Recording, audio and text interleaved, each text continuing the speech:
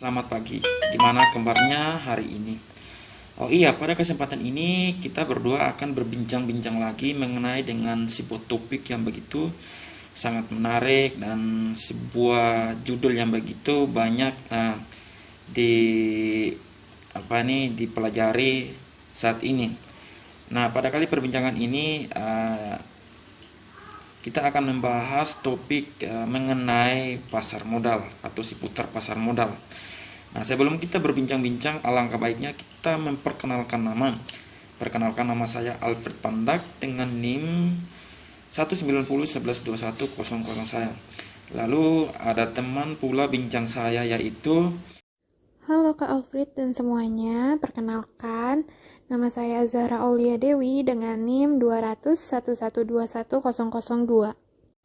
Nah, pada kali perbincangan ini kita akan mengangkat sebuah topik yang sangat bagus yang dimana topik itu adalah tentang pasar modal.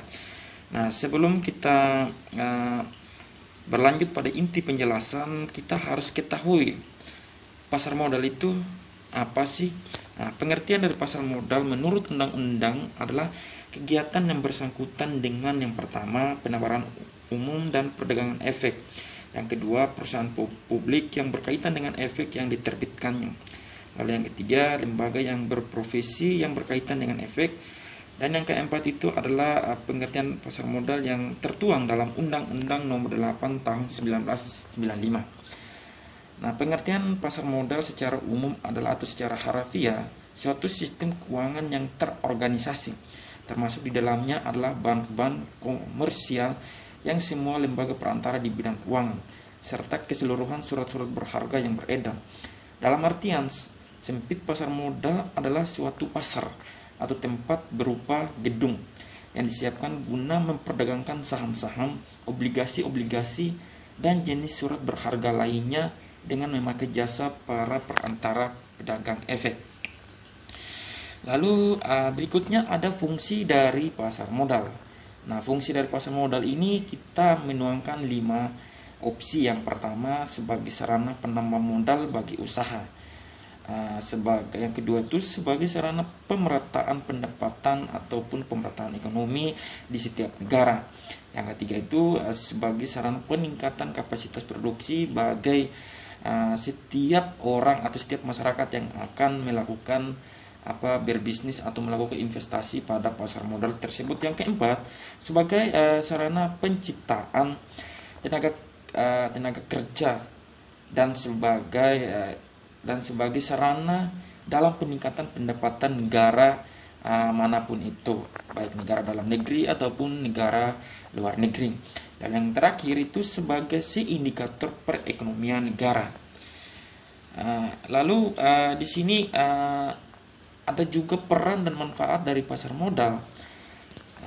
Pasar modal memiliki peran penting bagi perekonomian suatu negara karena pangsa atau pasar modal ini menjalankan 2 fungsi dalam berkarir atau dalam bekerja di suatu negara, yaitu pertama sebagai sarana bagi pendanaan usaha atau sebagai sarana bagi perusahaan untuk mendapatkan dana dari masyarakat pemodal atau investor.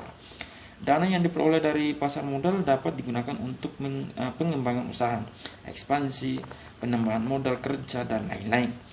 Kedua, pasar modal menjadi sarana bagi masyarakat untuk berinvestasi pada instrumen keuangan seperti saham, obligasi, reksadana, dan lain-lain. Dengan demikian, masyarakat dapat menempatkan dana yang dimilikinya sesuai dengan karakteristik keuntungan dan risiko masing-masing instrumen. Nah, dalam pasar modal tentu ada kelemahan dan kelebihannya. Nah, pada kelebihan itu di mana yang pertama itu menyediakan sumber pembiayaan jangka panjang untuk di dunia usaha. Jadi pasar modal ini memiliki jangka panjang yang dipersiapkan untuk orang-orang yang akan melakukan investasi ataupun pembiayaan dalam pasar modal tersebut. Yang kedua, sarana untuk mengalokasikan sumber dana secara optimal bagi investor. Jadi pasar modal ini juga digunakan untuk menempatkan atau mengalokasikan sumber-sumber dana yang dimiliki oleh para investor untuk berinvestasi pada pasar modal tersebut. Hal yang ketiga, memungkinkan adanya upaya diversifikasi. Nah, kekurangannya itu adalah yang pertama, sebagai sebuah sarana investasi, pasar modal belum menyentuh segala lapisan masyarakat. Artinya sebagai pasar modal, tentu pasar modal ini tidak ada pemerataan di setiap masyarakat tersebut. Jadi hanya orang kalangan-kalangan yang memang melek akan mengenai investasi untuk melakukan investasi pada pasar modal. Yang kedua, ketidakstabilan kurs sangat berpengaruh pada harga saham. Ketiga, tidak seluruh investasi dalam pasar modal berbuah manis. Selanjutnya, jenis pasar modal. Yang pertama, ada pasar perdana atau primary market. Pasar perdana adalah penawaran saham pertama kali dari emiten kepada para pemodal selama waktu yang ditetapkan oleh pihak penerbit, sebelum saham tersebut belum diperdagangkan di pasar sekunder.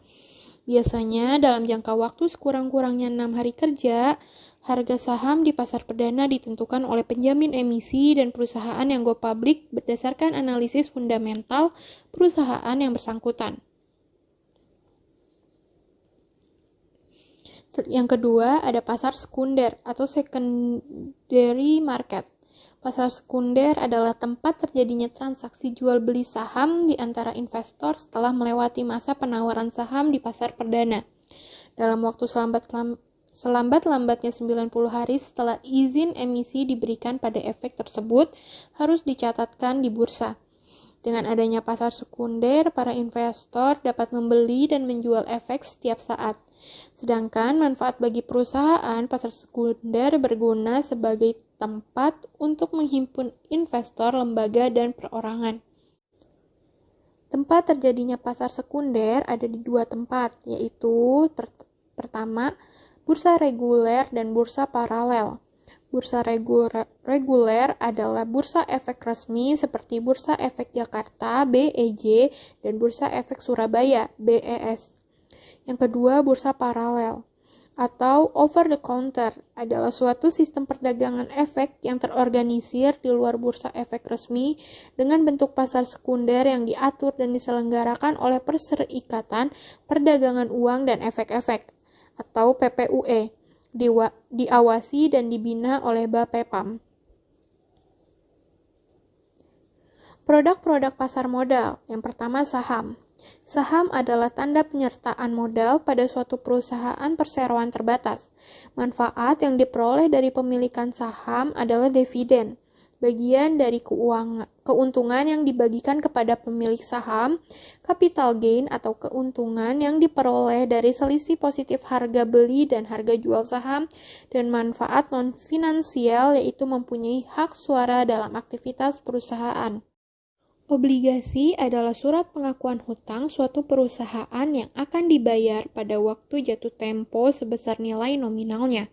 Penghasilan yang diperoleh dari obligasi berupa tingkat bunga yang akan dibayarkan oleh perusahaan penerbit obligasi tersebut pada saat jatuh tempo. Selanjutnya, surat berharga lainnya selain dari 2 jenis efek yang telah diuraikan di atas yang sudah banyak digunakan sebagai media hutang di Bursa Efek Indonesia, terdapat beberapa jenis efek yang juga dapat digunakan sebagai media hutang, seperti waran, option, dan right issue. Kesimpulan dari perbincangan kita hari ini yaitu pasar modal menjadi acuan bagi setiap negara untuk melakukan pemasukan dalam setiap negara. Melalui pasar modal ini menjadi dasar di mana memiliki peran penting bagi perekonomian suatu negara manapun. Karena pasar modal menjalankan 2 fungsi, yaitu satu sebagai sarana dalam pendanaan usaha atau sebagai sarana bagi suatu perusahaan untuk mendapat dana dari masyarakat pemodal atau investor. Dana yang diperoleh dari pasar modal dapat digunakan untuk mengembangkan usaha, ekspansi, serta mengembangkan modal lainnya. Yang kedua, pasar modal menjadi sarana masyarakat untuk berinvestasi pada instrumen keuangan seperti saham, obligasi, reksadana, dan lain-lain. Sehingga masyarakat dapat menempatkan dana yang dimilikinya sesuai dengan karakteristik keuntungan dan risiko masing-masing instrumen. Sekian perbincangan kita pada hari ini. Semoga kalian suka dan kita berdua memohon maaf apabila ada kesalahan dalam kata-kata yang kita sampaikan. Kurang lebihnya mohon maaf. Jangan lupa untuk kalian semua untuk like, comment, and subscribe sebagai bentuk dukungan kalian kepada kami untuk terus bisa memberikan informasi bermanfaat lainnya. Bye-bye.